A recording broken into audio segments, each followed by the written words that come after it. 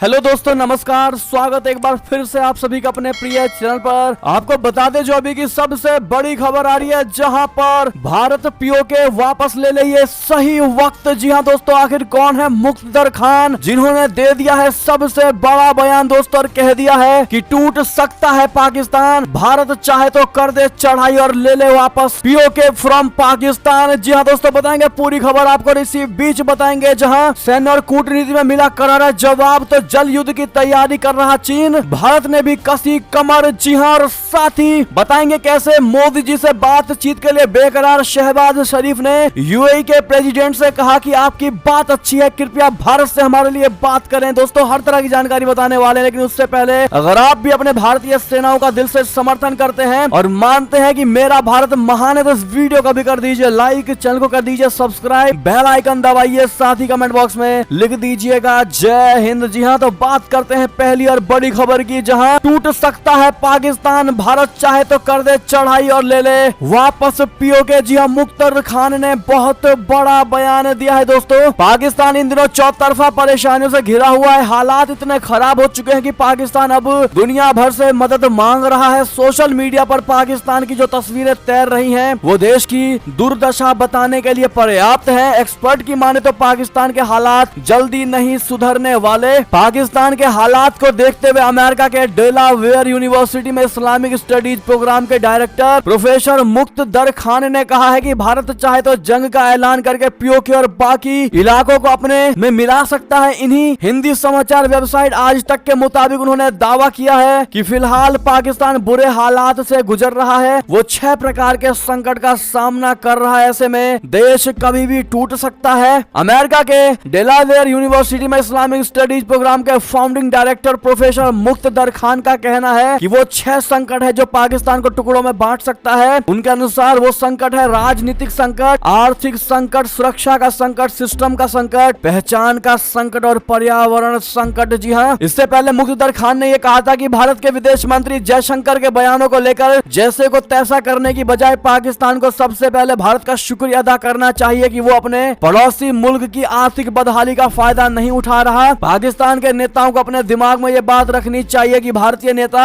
अधिक सम्मानित और हमारे जैसे नहीं है। जी हाँ, मुक्तदर खान ने अपने एक वीडियो में कहा है कि शहबाज शरीफ ने भारत के साथ ईमानदारी से बातचीत कहकर यू टर्न ले लिया है। उनका कहना है कि एक भारतीय मुस्लिम होने के नाते उन्हें भी भारत में अल्पसंख्यकों के साथ होने वाले बर्ताव को लेकर फिक्र है, खासकर मुसलमानों और पिछड़े वर्ग दलित समुदाय को लेकर। अब ऐसे में जब पाकिस्तान किसी भी प्रकार के कोई रिश्ता नहीं चाहता भारत से और रिश्ता कहने की चाहने की बात करता है और बाद में यूटर्न ले लेता है, ऐसे में जब उसका अपना ही जमीन हिला हुआ है तो क्यों ना भारत उसको अच्छे से हिला दे। भारत चाहे तो ये बिल्कुल सही वक्त है पीओके वापस लेने का, ऐसा मुक्तदर खान का कहना है। दोस्तों बहरहाल अब आपकी इस पर क्या निजी राय होगी, भारतीय होने के नाते जवाब जरूर दीजिएगा। लेकिन दोस्तों भारत का हमेशा से एक नियम रहा है, भारत ने कभी भी किसी मरते हुए को नहीं मारा है। अगर कोई कमजोर है तो भारत ने उस पर कभी वार आगे से नहीं किया है। ये भारत की हमेशा से खूबी रही है। बहरहाल अब आपका जवाब क्या होता है दोस्तों, लिखकर जरूर बताइएगा। साथ ही साथ आज इस वीडियो को जितनी ज्यादा हो सके शेयर कर दीजिएगा। दोस्तों व्हाट्सएप, फेसबुक, ट्विटर पर बात करते हैं एक और बड़ी खबर की, जहां पर सैन्य और कूटनीति में मिला करारा जवाब, तो जल युद्ध की तैयारी कर रहा चीन, भारत ने भी कस ली कमर। दरअसल कूटनीति और सैन्य नीति के मोर्चे पर भारत से करारा जवाब मिलने के बाद चीन अब नई चाल चल रहा है। जी हाँ, भारत के साथ वो जल युद्ध लड़ने की तैयारी में है। चीन के रुख को भांपते हुए अब दिल्ली सरकार उसे इस चाल में भी मात देने की तैयारी में जुट गई है। भारत नहीं चाहता कि वो किसी भी मोर्चे पर चीन से कमजोर साबित हो। ऐसे में उसने अरुणाचल प्रदेश में चीन की नई चाल के खिलाफ घेरेबंदी शुरू कर दी है। जी हाँ, भारत सरकार ने अरुणाचल के सुबान सीरी में चल रहे 11,000 मेगावाट के हाइड्रो इलेक्ट्रिक प्रोजेक्ट को फास्ट ट्रैक पर डाल दिया है। इसके अलावा उसने पहले से 3 स्थापित प्रोजेक्ट के विस्तार का काम भी शुरू कर दिया है। जी हाँ, चीन की नई चाल भारत के साथ जल युद्ध लड़ने की है। वो भारत को सूखे या फिर बाढ़ से नुकसान पहुंचाना चाहता है। इसके लिए चीन अरुणाचल प्रदेश सीमा के पास यारलुंग जेंगबो नदी बोले तो ब्रह्मपुत्र नदी पर 60,000 मेगावाट का डैम बना रहा है, जिसने भारत की चिंता को और ज्यादा बढ़ा दिया है। अधिकारियों को चिंता है कि चीन इस डैम के जरिए ब्रह्मपुत्र नदी के पानी को डाइवर्ट कर सकता है या फिर पानी को छोड़कर भारत में बाढ़ जैसी स्थिति पैदा कर सकता है। अगर ऐसा होता है तो अरुणाचल प्रदेश, असम समेत कई राज्यों में समस्याएं उत्पन्न हो जाएंगी। साथ ही बांग्लादेश पर पर भी असर पड़ेगा। जी हाँ दोस्तों, अब ऐसे में चीन को जल युद्ध के मोर्चे पर भी करारा जवाब देने के लिए भारत ने कमर कस ली है। अरुणाचल प्रदेश में डैम प्रोजेक्ट के काम को तेज कर दिया गया है। उधर 2000 मेगावाट वाली सुमनसिरी प्रोजेक्ट इस साल के मध्य में तैयार हो जाएगा। इसके अलावा अन्य हाइड्रो इलेक्ट्रिक प्रोजेक्ट भी लाइन में है। ये प्रोजेक्ट 1 साल तक पानी स्टोर कर सकते हैं। अगर चीन डैम के जरिए पानी छोड़ता भी है तो उसे रोका भी जा सकता है। समझ दोस्तों, हमारा भारत हर मोर्चे पर चीन को घेरने के लिए और हर मोर्चे पर चीन को जवाब देने के लिए तैयार है, चाहे वो जल युद्ध हो या हथियार युद्ध। बहरहाल दोस्तों, मेरा भारत महान कमेंट में लिखना मत भूलिएगा और लॉन्ग लिव मोदी जी जरूर कह दीजिएगा ताकि भारत में और ज्यादा विकास हो सके। बढ़ते एक और खबर की तरफ, जहां दिल्ली से 2 और संदिग्ध आतंकी हुए गिरफ्तार। पंजाब में बड़े हमले को देने वाले थे ये अंजाम। जी हाँ, 26 जनवरी से पहले राजधानी दिल्ली में संदिग्ध आतंकियों की धरपकड़ का सिलसिला जारी है। जहांगीरपुरी से हाल ही में गिरफ्तार किए गए 2 संदिग्ध आतंकियों के बाद अब 2 और संदिग्ध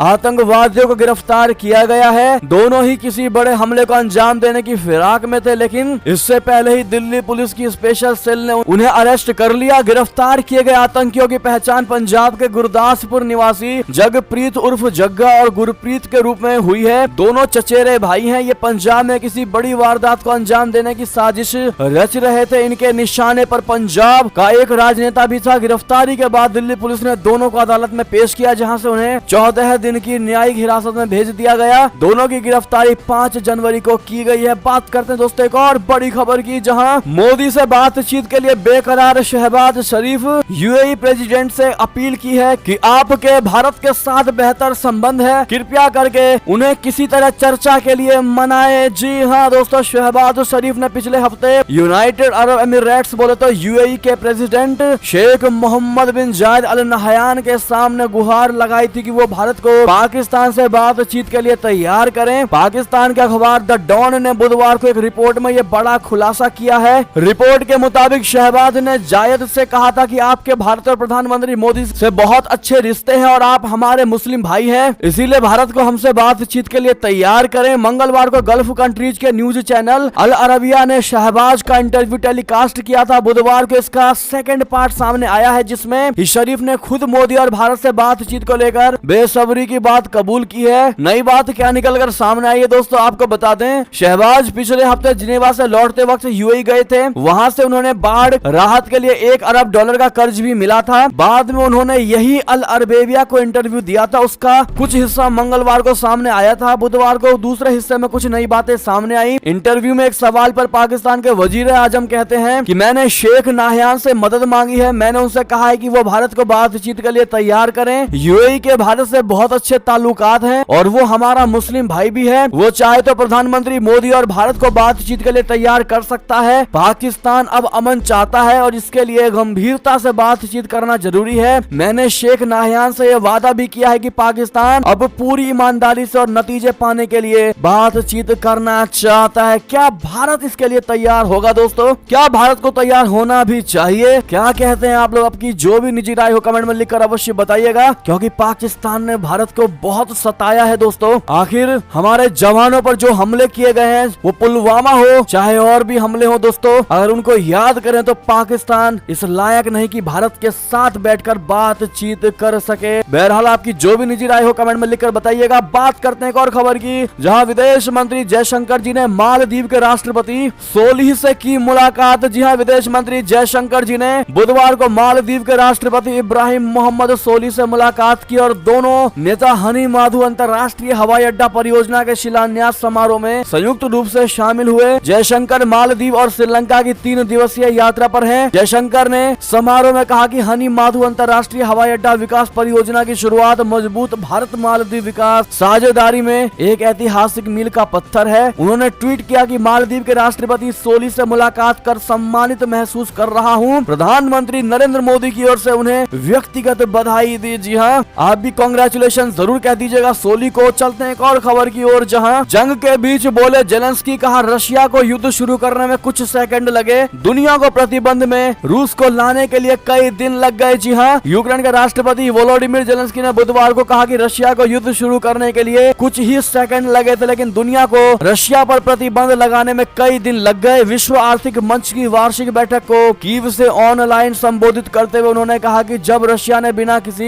हिचकिचाहट के क्रीमिया पर हमला किया तो दुनिया हिचकिचा रही थी, लेकिन दुनिया को अब संकोच नहीं करना चाहिए। राष्ट्रपति ने कहा कि दुनिया को रशिया की तुलना में तेजी से आगे बढ़ना चाहिए। हमें ही इस युद्ध को समाप्त करना होगा और इसके लिए पूरी दुनिया को यूक्रेन का समर्थन करने के लिए एकजुट होना होगा। इस युद्ध को जीतने और संकट से उबारने के लिए यूक्रेन को सैन्य मदद के साथ साथ वित्तीय सहायता की भी जरूरत है। जेलेंस्की ने कहा कि उन्हें अपनी सुरक्षा की चिंता नहीं है, वो कहीं नहीं जाना चाहते और युद्ध लड़ने के लिए उन्हें केवल गोला बारूद की आवश्यकता है। जी हाँ दोस्तों, बहरहाल ये थी अब तक की सारी बड़ी खबरें। आपको हमारी खबर कैसी लगी? आशा करता हूँ बहुत अच्छी लगी होगी। अगर थोड़ी भी अच्छी लगी है तो इस वीडियो को भी अपने भाई बंधुओं में व्हाट्सएप, फेसबुक, ट्विटर के जरिए पूरे भारत में शेयर करना बिल्कुल मत भूलिएगा। और अभी कर दीजिए इस वीडियो को लाइक, चैनल को कर दीजिए सब्सक्राइब, बेल आइकन दबाइए, साथ ही कमेंट बॉक्स में लिख दीजिएगा जय हिंद जय भारत। मिलते हैं आप अगली बड़ी खबर में, तब तक के लिए आप सभी का बहुत बहुत धन्यवाद। जय हिंद जय भारत।